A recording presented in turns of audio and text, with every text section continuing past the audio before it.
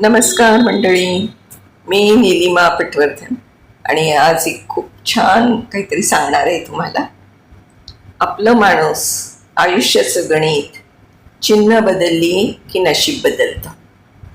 आयुष्याचं गणित, चिन्ह बदलली की नशीब बदलतं. माणूस नेहमी तक्रार करतो की नशिबाने घात केला आणि माझ्या आयुष्याचं गणितच चुकलं. पण अनुभवाच्या शाळेत शिकताना एक गोष्ट प्रकर्षानं जाणवते की आयुष्याचं गणित कधीच चुकत नसतं. चूक होते ती फक्त चिन्हांच्या वापरात. गणितातली एक पायरी चुकली की उत्तर बदलतं. तसंच आयुष्यात माणसं आणि परिस्थिती हाताळताना आपण कोणतं चिन्ह कुठे वापरतो यावर आपल्या सुखाचं उत्तर अवलंबून असतं. आयुष्यात कोणाची बेरीज करायची नसते किंवा कोणाला वजा करायचं नसतं किंवा असतं. हे ज्याला उमगलं त्याचं अर्ध कोडं सुटलं असं समजा. म्हणजे केव्हा बेरीज करायची कोणाची आणि केव्हा कोणाला वजा करायचं हे ज्याला उमजतं ना, त्याचं अर्ध कोडं सुटलं असं समजायचं. सकारात्मक विचार, प्रामाणिक मित्र आणि आधार देणारी माणसं यांची बेरीज करत राहा. त्याच वेळी प्रगती खुंटवणारा अहंकार आणि मनातली नकारात्मकता यांची वेळेत वजाबाकी करा. ही वजाबाकी नुकसान करण्यासाठी नसते, तर उरलेलं आयुष्य अधिक शुद्ध करण्यासाठी असते. आनंद ही अशी गोष्ट आहे जी वाटल्याने वाढते. जेव्हा आपण दुसऱ्याच्या सुखात सहभागी होतो तेव्हा सुखाचा गुणाकार होतो.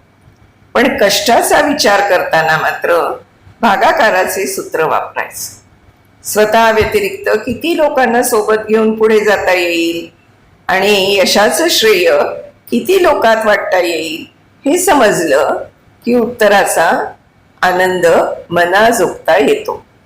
गणितात आपण अनेकदा जवळच्या माणसांना हातचा समजण्याची चूक करतो.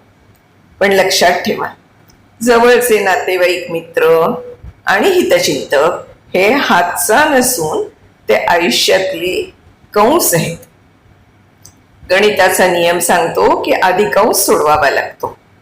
त्याचप्रमाणे जगाशी 2 हात करण्याआधी आपल्या माणसांना विश्वासात घेऊन त्यांच्याशी असलेले नातेसंबंध आधी सुलभ करा. त्यांना कंसात घेऊनच गणित सोडवण्याची हातोटी अवगत असली की जीवनाचं समीकरण कधीच चुकत नाही.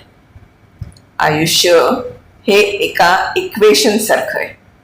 इथे उत्तर चुकलं तर कागद फाडून फेकून देता येत नाही, फक्त चुका सुधारून पुन्हा प्रयत्न करता येतो. शेवटी इतकंच की चिन्ह योग्य वापरा, पायऱ्या नीट मांडा आणि माणुसकीचा कंस कधीही सोडू नका. मग बघा, तुमच्या आयुष्याचं अंतिम उत्तर समाधान आल्याशिवाय राहणार नाही. आता थोडंसं म्हणजे प्रत्यक्षातलं एक उदाहरण. माझ्या आईला मला घरचं लोणचं पाठवायचं होतं, पण मी तिला नको म्हटलं. तेव्हा मी केवळ 27 वर्षाचा होतो. न्यूयॉर्कमध्ये वॉल स्ट्रीटवर काम करत होतो.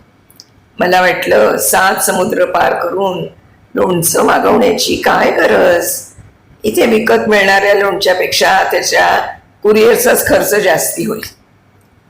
3 वर्षानंतर मी एका मानसशास्त्रज्ञाचा या विषयावरचा दृष्टिकोन वाचला आणि मला माझ्या चुकीची जाणीव झाली. जेव्हा तुम्ही कोणाच्या मदतीची ऑफर नाकारता तेव्हा तुम्ही फक्त मदत नाकारत नसता, तर तुम्ही तुमच्या आयुष्यात त्या व्यक्तीचं काहीतरी महत्त्व आहे ही भावनाच नाकारता. बेंजामिन फ्रँकलिन यांनी 1736 मध्ये हेच ओळखलं होतं. त्यांच्या विधानसभेत एक असा प्रतिस्पर्धी होता जो त्यांचा द्वेष करायचा. फ्रँकलिन यांनी त्याला स्वतःच्या बाजूने वळवण्यासाठी त्याला कोणती मदत केली नाही. उलट त्यांनी त्या व्यक्तीकडे एक दुर्मिळ पुस्तक वाचायला मागितलं. त्यांनी ते दिलं आणि त्यानंतर ते आयुष्यभराचे मित्र बनले. यालाच बेंजामिन फ्रँकलिन इफेक्ट असं म्हणतात. जेव्हा लोक तुमच्यासाठी काहीतरी करतात तेव्हा त्यांचं मन त्यांना पटवून देतं की ते तुमच्यावर प्रेम करतात, म्हणूनच तर ते तुमची मदत करत आहेत. माझ्या आईला लोणचं पाठवायचं होतं, ते मला त्याची गरज होती म्हणून नाही, तिला ते पाठवायचं होतं कारण तिला माझ्यासाठी काहीतरी उपयोगी ठरायचं होतं. आपल्यामध्ये अथांग समुद्र असला तरीही माझ्या आयुष्यात तिची अजूनही एक महत्वाची भूमिका आहे हे तिला स्वतःला सिद्ध करायचं होतं. जितक्या वेळा मी बघून घेईन, मला गरज नाही असं म्हटलं, तितक्या वेळा मी तिच्याकडून तो आनंद हिरावून घेतला. घरापासून 10 वर्ष दूर राहिल्यावर मी एक गोष्ट शिकलो. लहान लहान गोष्टींसाठी मदत स्वीकारणं म्हणजे तुम्हाला त्याची गरज आहे असं नाही, तर त्याचा अर्थ असा आहे की तुमच्या प्रिय व्यक्तींना तुमच्या आयुष्यात हवंहवंसं वाटू देणं. जर तुमचे वडील तुम्हाला 5,000 रुपये पाठवू इच्छित असतील, जरी तुम्ही अगदी खूप कमावत असलात तरी देखील घ्या. जर तुमच्या मित्राला तुम्हाला विमानतळावर घ्यायला यायचं असेल, जरी तुम्हाला उबर उपलब्धी असली तरी देखील हो म्हणा. जर तुमच्या जोडीदाराला तुमच्यासाठी चहा बनवायचा असेल, तुम्ही स्वतः पण बनवू शकत असला तरी देखील त्या चहाचा स्वीकार करा. तुमच्यावर प्रेम करणाऱ्यांना तुमचे मोठे प्रश्न सोडवायचे नसतात, त्यांना फक्त तुमच्या आयुष्यातील छोट्या क्षणांचा भाग बनायचं असतं. त्यांना ते बनू द्या.